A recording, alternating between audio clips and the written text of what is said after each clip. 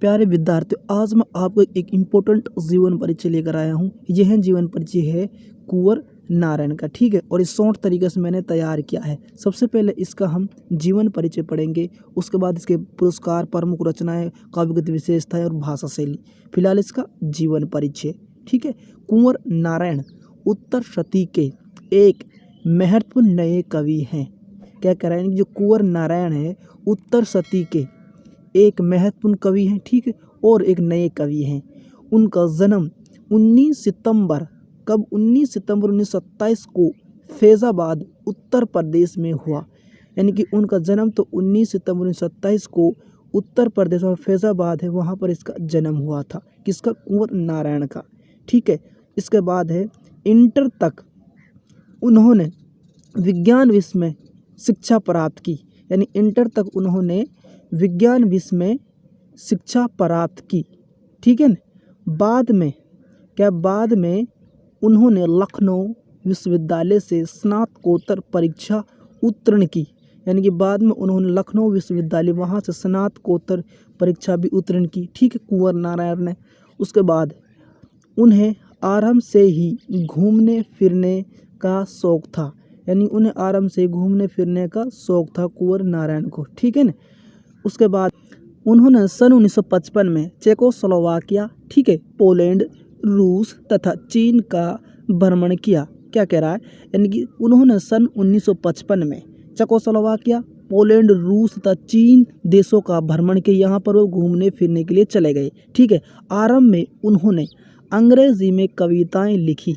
यानी कि शुरुआत में तो उन्होंने अंग्रेजी में कविताएं लिखी, परंतु बाद में हिंदी में कविता लिखने लगे।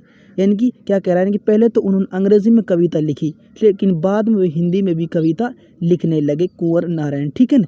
15 नवंबर 2017 को इसका निधन हो गया। कब हुआ था? 15 नवंबर 2017 को इसका निधन हो गया, ठीक है। यहाँ तक कंप्लीट है। अगर यहाँ तक आपको वीडियो अच्छी लगी हो तो प्लीज़ वीडियो को लाइक कर दो, ठीक है। चैनल को सब्सक्राइब, बगल में जो घंटे उसको प्रेस कर दो, ठीक है। आपका बस इतना काम है, बाकी का काम मेरा है, ठीक है। अब हम चलते इसके पुरस्कार की तरफ। पुरस्कार भी लिखना बहुत ही इम्पोर्टेंट है। जैसे कि मैंने लिख रखा, आप ऐसे लिख सकते हैं।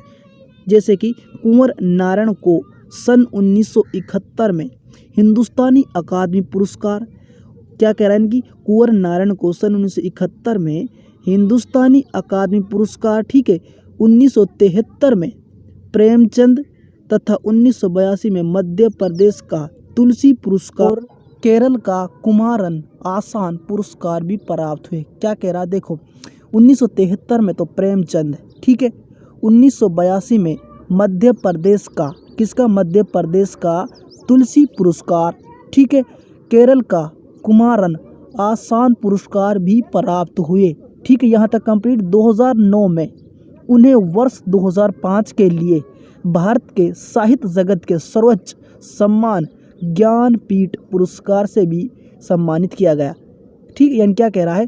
यानी कि 2009 में उन्हें वर्ष 2005 के लिए भारत का साहित्य जगत सर्वोच्च सम्मान पुरस्कार है, यानी कि ज्ञानपीठ पुरस्कार से भी उन्हें सम्मानित किया गया, ठीक है। किसको? कुंवर नारायण को। यहाँ तक कंप्लीट। उसके बाद हम चलते हैं इसकी प्रमुख रचना की तरफ।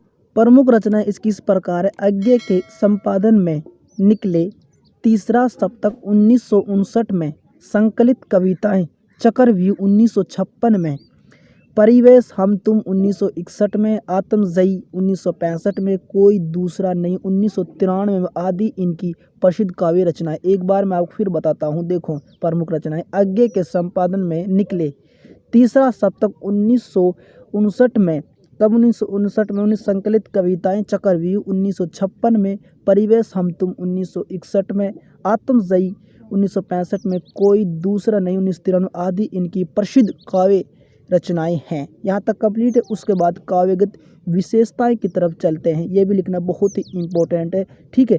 और मैंने छोटे तरीके से लिख रखी है। कुंवर नारायण जी की कविताओं में सामाजिक चेतना का विकास देखा जा सकता है। यानी कि इनकी कविता में, कुंवर नारायण जी की जो कविताएं हैं उनमें सामाजिक चेतना का विकास भी देखा जा सकता है, ठीक है ना। उसके बाद है कवि ने जाड़े की एक सुबह, बसंत की लहर, बसंत आ सूर्यास्त आदि कविताओं में प्रकृति के पूरे निखार का वर्णन किया। एक बार फिर बताता हूं, देखो कवि ने जाड़े की एक सुबह, ठीक है ना, बसंत की लहर, बसंत आ, ठीक है, सूर्यास्त आदि कविताओं में प्रकृति के पूरे निखार का वर्णन किया है, ठीक है ना।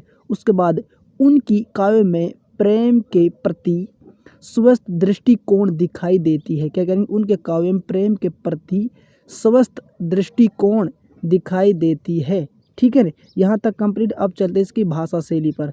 भाषा शैली भी लिखना बहुत ही इंपॉर्टेंट है और ये भी मैंने शॉर्ट तरीके में लिख रखी है, ठीक है ना। आप ऐसे लिख भी सकते जैसे कि ये मैंने लिख रखी है, ठीक है ना। जैसे कि कुंवर नारायण ने खड़ी बोली के स्वाभाविक रूप का अधिक प्रयोग किया है। क्या कह रहा है, जो कुंवर नारायण है उन्होंने खड़ी बोली के स्वाभाविक रूप का अधिक प्रयोग किया है, ठीक है। उसके बाद कवि ने सहज, सरल तथा भावानुकूल छंदों, बिंबों व अलंकारों का ही प्रयोग किया है। क्या कह रहा है, इनकी कवि ने सहज, ठीक है, सरल, उसके बाद भावानुकूल छंदों, बिंबों व अलंकारों का ही प्रयोग किया है, ठीक है ना। उसके बाद यही नहीं उनकी कविताओं में अनुप्रास, उपमा, रूपक, मानवीकरण आदि अलंकारों का भी सहज प्रयोग हुआ है। क्या कह रहे हैं कि यही नहीं उनकी जो कविताएं हैं, ठीक है ना, जितनी भी उनकी कविताएं, उन सभी कविताओं में अनुप्रास, ठीक है, उपमा, रूपक, मानवीकरण आदि अलंकारों का भी सहज प्रयोग हुआ है, ठीक है ना। अगर यहाँ तक आपको वीडियो अच्छी लगी हो तो प्लीज़ वीडियो को लाइक कर दो, चैनल को दो सब्सक्राइब, बगल में जो घंटी उसको प्रेस कर दो, ठीक है। अगर अन्य जीवन परिचय आप देखना चाहते हैं तो डिस्क्रिप्शन उसका लिंक मिल जाएगा, वहाँ पर जाकर आप देख लो। वहाँ पर भी बहुत ही इंपॉर्टेंट जीवन परिचय हमारे बोर्ड एग्जाम के लिए, ठीक है, जैसे गोस्वामी तुलसीदास का हुआ, रघुवीर साय का हुआ, ठीक है।